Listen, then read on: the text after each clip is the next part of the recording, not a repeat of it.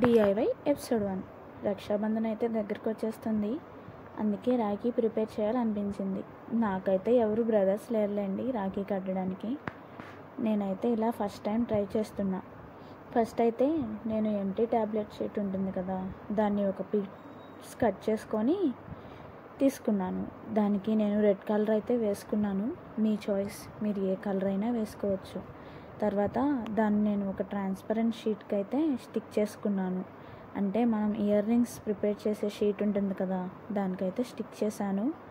దానికి నేను తర్వాత ఒక 2 లైన్స్ స్టోన్ లేస్ అయితే స్టిక్ చేశాను.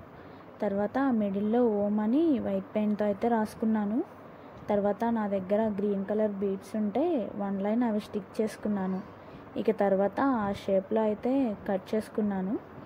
ఒక ఉలెన్ థ్రెడ్ తీసుకొని దానికి ఒక 2 బీడ్స్ అయితే వేగించుకున్నాను. అవి ఎటు కదలకుండా అటు ఇటు 2 knots అయితే వేసుకున్నాను. ఇక మన రాఖీ అయితే రెడీ అయిపోయింది. మీకు ఎలా అనిపించిందో కామెంట్ చేసేయండి.